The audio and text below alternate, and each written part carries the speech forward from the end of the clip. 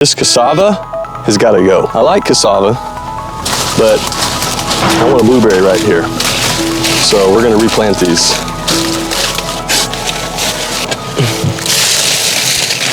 Now, depending on how good your soil is, or in other words, how deep this dark, rich organic matter goes, is how wide or how deep we're going to have to go to amend it.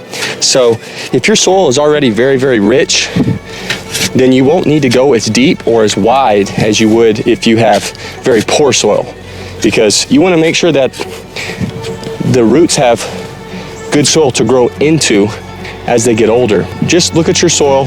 If it's dark like this, then that's good. That means you don't need as big of a hole. We're gonna hopefully find some sand down here in a minute, and we'll know, okay, we need to amend that spot. Now keep in mind that most roots don't go much deeper than a foot, okay?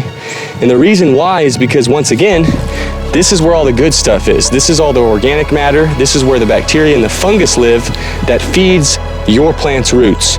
So you don't need to go crazy deep, but you do need to go wide, because as the roots grow, they're gonna expand.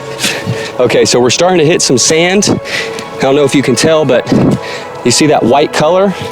So that tells me we have about a foot of good organic matter. After that, we're pure sand. So that's good. That's a good depth. Down where that sand's at, that's where the water sits. And then we'll just go wider, maybe 2 times the width of the pot, maybe 3 times. It just depends on how good the soil looks. Now this, once again, I've already amended this area before with compost. So that's one of the reasons I have such a deep layer of organic matter right here. So I won't have to go as wide, but if you have very bad soil, I recommend go 3 times the width of the pot. So that way you have plenty of space where the roots can grow into as the tree gets bigger. Just come and stand right where the blueberry spot is and look where the sun travels, and you'll know if it's a good spot or not. So you might need to come out in the morning, in the afternoon, and in the evening, and you'll know, okay, does it get sun all day? And those 3 times, okay, it's a good spot. But you do need to keep in mind that in the summer, the sun's gonna be right above you. But in the winter, it's gonna be kind of off in an angle like this, so it's gonna come in different. So just make sure overhead is clear. So if you're wondering, is this deep enough? Take your pot, stick it in here, and you can see the soil level. We're about even with what we're around. You can see that as long as the soil doesn't go above right here where all these are splitting off, we're gonna be good to go. So what kind of fertilizer? Organic fertilizer.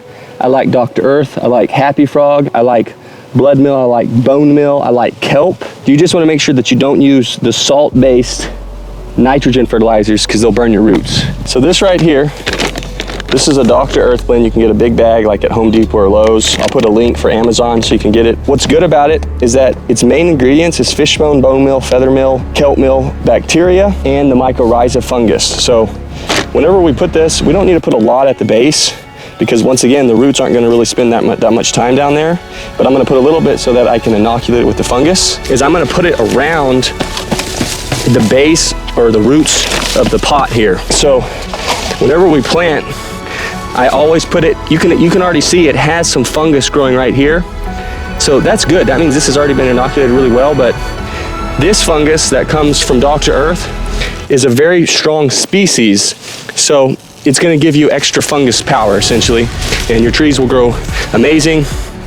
I use this on everything, and you can see everything that you see in this video is no older than 3 years. So this stuff really works as long as you do this. And you don't need to go crazy, but keep in mind, by putting it here on the top, as it breaks down, the water is going to carry it deeper. Then we'll do one more, and we're going to put it mainly here on the top, because we're going to come back and we're going to cover this. Now we're going to take our mulch.